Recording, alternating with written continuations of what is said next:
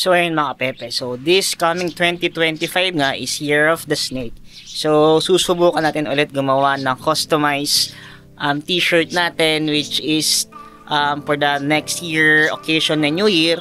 So next year nga Year of the Snakes, so gumawa tayo ng design na customized na para sa family lang natin. So papakita ko kung paano natin ito ginawa using nga lang sa canvas na ginawa natin. So nag-assemble tayo ng lumang canvas, nagkabit tayo ng bagong silk screen dito mga kapet. So wala lang pa, lupig-lugil pa, pakita ko na yung gagawin ko. So let's go. So kung makikita nyo, ayan mga kapet, so nagkabit lang tayo ng clamp dito. So dati kasi manual lang natin inaalis kabit, so ngayon nagkabit na tayo para medyo mas madali natin gagawin. So ito yung screen na kinabit natin, ayan. So, stencil cutting lang ulit tayo kasi nga hindi pa tayo nakakabuo ng ating exposure box. So, dapat yung exposure box, so mapapadali yung gagawin natin. Pero sa ngayon, habang wala pa, balik tayo sa nakagawian. Stencil cutting, nagcut tayo ng design.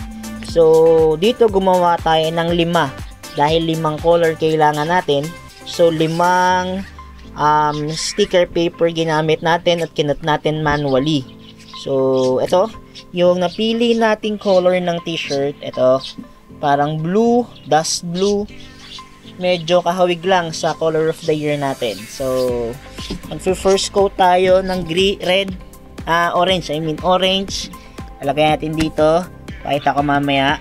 So nakaabang na yung ibang t-shirt natin. Ayan, from sizes niyan, meron tayong medium, so ayan, large, tapos dito extra large, and sa mga bata ay ibang kulay dahil walang same color.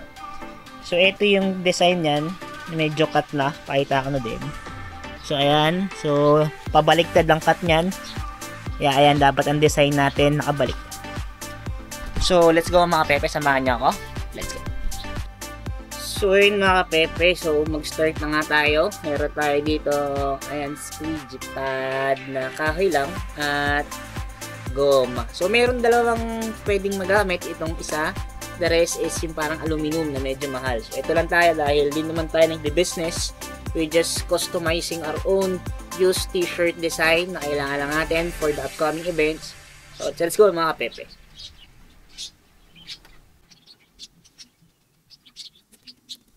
Same procedure, lalagyan lang natin siya ng pinaka textile paint natin na Tulco brand. So baka sakay lang tatanong, gaya rin last year, Tulco lang to.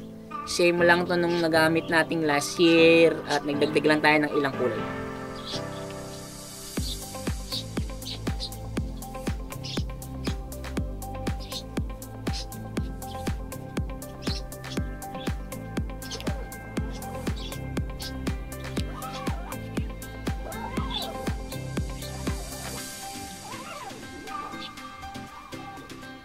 So feeling ko hindi siya ganun kalinaw dahil dark at orange, pero sige lang, let's try our best na.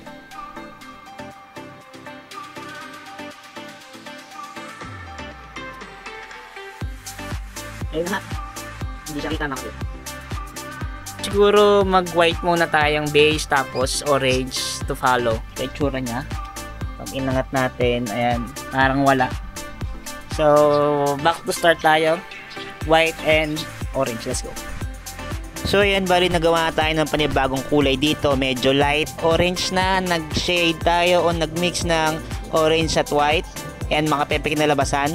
So tara, next color tayo pag natuyo to. So let's go mga pepe. So ito nga yung kulay na na-mix natin. Ayan, gumamit tayo dyan ng yellow at ayan yung orange. Nag-mix tayo together with yellow na gantong kulay, gold yellow, para nga at least maglinaw yung ating design. So second layer na tayo mga kapepe. Ito yung product niya. So kanina ganito itsura niya. Tingin tayo ng ayan. So from orange maglagay tayo ng white. So ganyan na itsura niya. Medyo tumingkad na at nakita na yung design niya. So ito yung dalawa pang natapos. After nyan meron pa tayong 3 layers na dyan. Meron tayong yellow, tapos yung red na diamond style, at yung black. So yun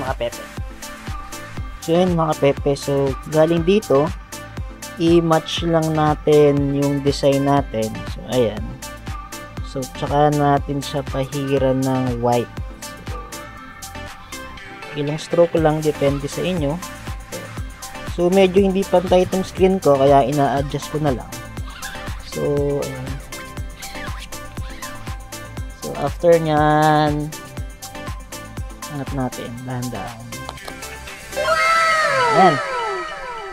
Naitsura niya. Pakita ko sa inyo. Ayan. So, dali natin siya doon sa pinaglalagyan natin. So, ito siya. Goods. So, ayun nga mga kapepe, patutuyuin lang natin to. Ayan. So, nagpatong tayo ng gold yellow dito. So, halos natapos ko na yung lahat ng ating t-shirt. Hindi ko na video kasi same procedure lang mga kapepe. So, mas gumanda siya, mas tumingkad at mas luminaw. So, goods na gusto para sa akin mga kapepe. So, tapos na ang third. So, patungo tayo sa fourth layer. So, ayan, naglagay lang tayo ng ibang kulay dito mga kapepe. Kung mapapansin nyo, meron na siyang black at enhance na ang design nating ating t-shirt mga kapepe. So ayun, bali ang final dito is naglagay lang tayo ng isa pang design. So yun mga kapepe, inabot na tayo ng gabi para lang tapusin yung front design. So nakailang layer tayo, parang 6 layer ginamit natin.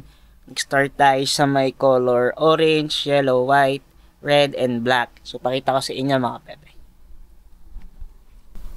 So, ito na siya yung finished product natin.